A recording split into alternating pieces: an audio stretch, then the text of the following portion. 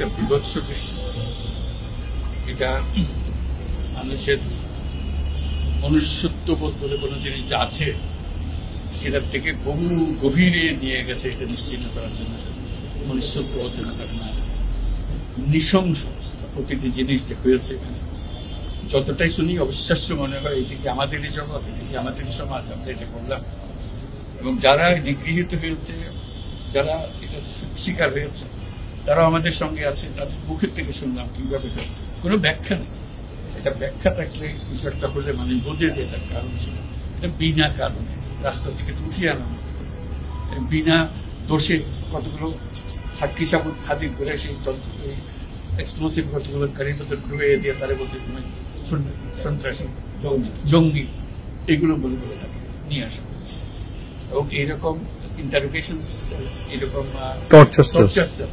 Torture sell সারা বাংলাদেশ জুড়ে আছে। সেটা শুনলাম আজকে। আমার ধারণা ছিল যে এখানে আয়নাগর বলতেছি কয়েকটা আছে, এখন শুনতেছি আয়নাগরের বিভিন্ন ভার্সন সারা দেশ জুড়ে আছে। কেউ বলতে 700, কেউ বলে 800। যে সংখ্যাও নিরূপণ করা যায় কতটা আছে, কতটা জানা আছে, কতটা অজানা রয়ে গেছে সেই জিনিস। আমরা এমনি শুনি আইএমএ জাহেলিয়াত বলে একটা কথা আছে। এই গত সরকার এই আইএমএ জাহেলিয়াতকে প্রতিষ্ঠিত করে গেছে সর্বক্ষেত্রে। এটা তার একটা নমুনা। আর আমি কমিশনকে ধন্যবাদ জানাচ্ছি, তারা বহু কষ্ট করেছে।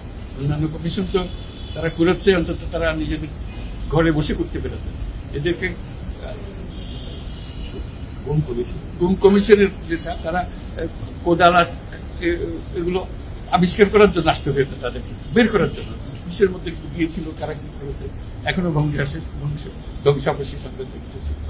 কাজে আমরা দেশের যে চূড়ান্ত অবনতি, চূড়ান্ত রূপ দেখলাম সর্বক্ষেত্রে, এটা তার একটা প্রতিচ্ছবি।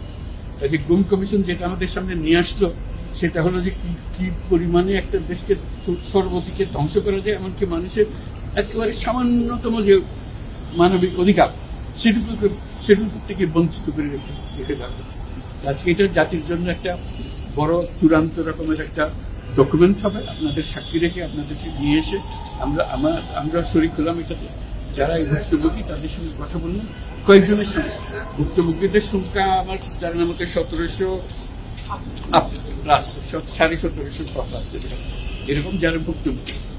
অজানা কত এটা তো আমরা আর জানি না। কেউ বলে যে এটা 3000-এরও বেশি। কাজে সেটাও আমরা ধরে নিলাম যে একটা সীমারেখা দরকার, যেটা আমরা অজানা, সেটা কেউ প্রমাণ দিতে পারেনি। এই যে উদাও হয়ে গেছে, মানুষ নিশ্চিন্ন হয়ে গেছে, কেউ বলতে পারছে না সে কোথায়। তার মেয়ে আপনাদের সামনেই ছিল আজকে, কি বলছে আমার মাকে কোথায় নিয়ে যাওয়া হয়েছে আজ 9 বছর ধরে।